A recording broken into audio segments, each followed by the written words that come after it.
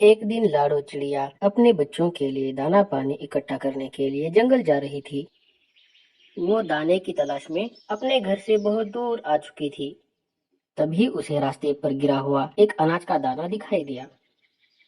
अरे वाह, यहाँ तो बहुत सारा दाना पानी है। यही दाना पानी में इकट्ठा करके घर वापस चली जाऊंगी। लाडो चिड़िया वहां आकर दाना इकट्ठा करने लगी। जब लाडो ने वो दाना अपने मुंह में रख लिया, तब भी उसे आगे और दाना गिरा हुआ दिखाई दिया। अरे वाह, और दाना दिखाई दे रहा है मुझे तो यहाँ पर। मुझे लगता है आज मेरी किस्मत बहुत अच्छी है। यही लेकर मैं घर चली जाऊंगी।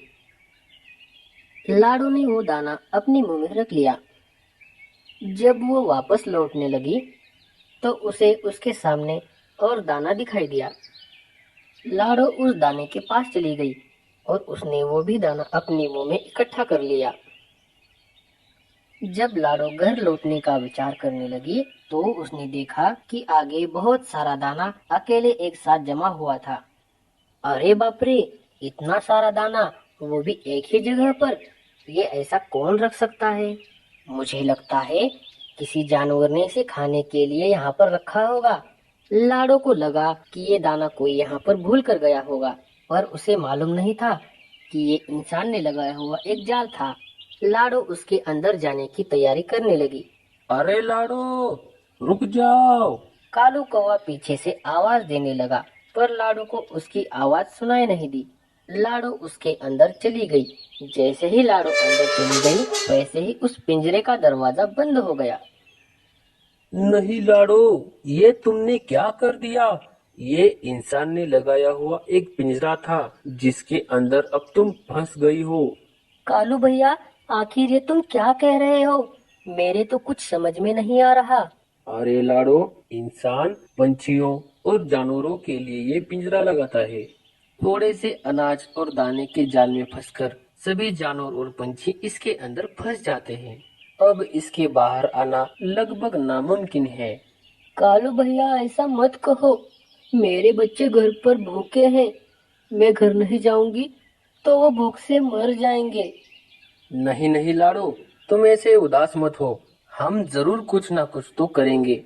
तुम एक काम करो, इसे अंदर से खोलने की कोशिश करो। लाडो चिड़िया अंदर से कुंडी को खोलने की बहुत कोशिश करती है, पर वो खुल नहीं पाता। ये बात तो मेरे समझ में आ गई है कि इस पिंजरे को अंदर से ही खोलना पड़ेगा। मैं एक काम करता हूँ, मैं ऐसे जानवर को ढूंढ कर लाता हूँ जो इसे अंदर से खोल सके। हाँ हाँ कालू भैया, तुम जल्दी जाओ और किसी जानवर को लेकर आओ। अगर मैं यहाँ पर फंस गई तो तुम मेरे बच्चों का अच्छे से ख्याल रखना। अरे लाडो, तुम चिंता मत करो, मैं हूं ना। चलो, अब ये इंसान आने के पहले मुझे किसी जानवर को ढूंढना पड़ेगा। कालू कौवा जरा भी देरी न करते हुए जंगल की तरफ निकल पड़ता है। कालू कौवा जोर जोर से उड़ रहा था। वो ढूंढ रहा था ऐसे जानवर को जो अंदर से उस कुंडी को खोल सके। जब कालू चींटियों के टीलों के ऊपर से गुजर रहा था, तो उसने देखा कि चींटियां पानी के अंदर डूब रही थी। अरे बाप रे, ये चींटियां तो पानी के अंदर डूब रही है। मुझे इनकी मदद करनी होगी।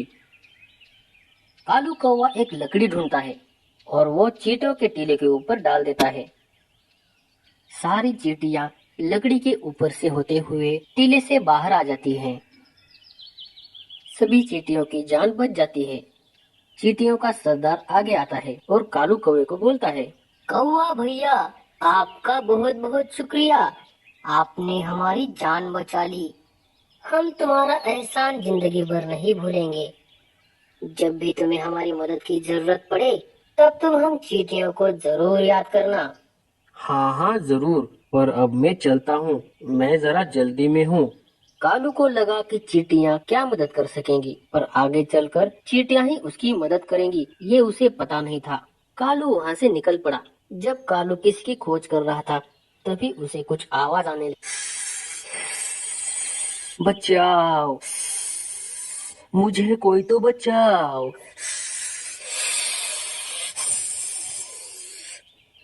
कालू ने नीचे नजर फिराई तो उसे गरुड़ा दिखाई दिया, जिसने नागराज को दबोच रखा था। कालू को समझ में आया कि नागराज ही उसकी मदद कर सकता है। कालू जल्द से गरुड़ा के पास चला गया।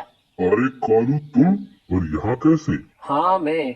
अब तुम्हें नागराज को छोड़ना पड़ेगा। पर आखिर क्यों? एक चिड़िया पिंजरे में फंस गई है। मुझे उसे छुड़ाने के लिए नागराज की जरूरत है। तुमने एक बार मेरी मदद की थी, इसलिए मैं नागराज को आज छोड़ रहा हूँ। ये नागराज मेरे बच्चों को खाना चाहता था, इसलिए मैंने उसे पकड़ कर रखा था। चलो, मैं इसे लेकर चलता हूँ तुम्हारे साथ। ये कभी भी अपनी बाजी पलट सकता है। हाँ हाँ जल्दी चलो, नहीं तो इंसान वहाँ पर आ जाएगा। कालू कौवा आगे आगे उड़ रहा था और गरुड़ा नागराज को लिए हुए पीछे पीछे उड़ रहा था। सभी मिलकर लाड़ो के पास आकर पहुंच गए। अरे बाप रे, ये तो गरुड़ा और नागराज हैं। आखिर कालू इन दोनों को क्यों यहाँ पर लाया है? अरे लाडो डरो मत, ये दोनों सिर्फ तुम्हारी मदद करने के लिए यहाँ पर आए हैं। कालू भैया, आपने आने में बहुत देरी की।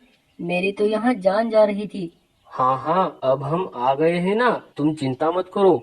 रुको, हम कुछ करते हैं। कालू नागराज को आदेश देता है कि वो अंदर चला जाए और कुंडी को अंदर से खोलने का प्रयास करे। नागराज तुम अंदर चले जाओ और कुंडी को अपने मुंह से खींचने की कोशिश करो। ठीक है, मैं अंदर जाकर इसे खोलने की कोशिश करता हूँ। नागराज पिंजरे के अंदर चला जाता है और कुंडी को जोर जोर से खींचने की कोशिश करता है। जब नागराज पिंजरे के कुंडी को अपने मुंह से खींचता है, तब पिंजरे का दरवाजा बाहर से खुल जाता है। कालू भैया, आपका बहुत बहुत शुक्रिया।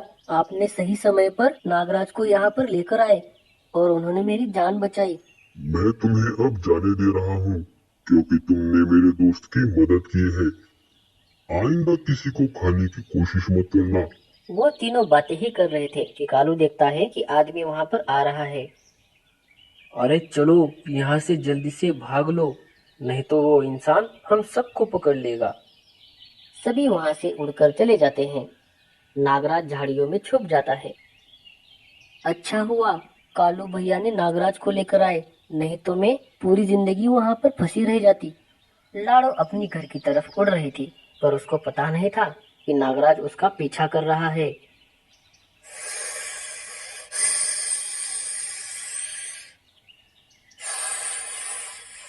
लाड़ो, मुझे तुम्हारे घर का पता अब चल चुका है। अब मैं किसी को नहीं छोड़ूंगा।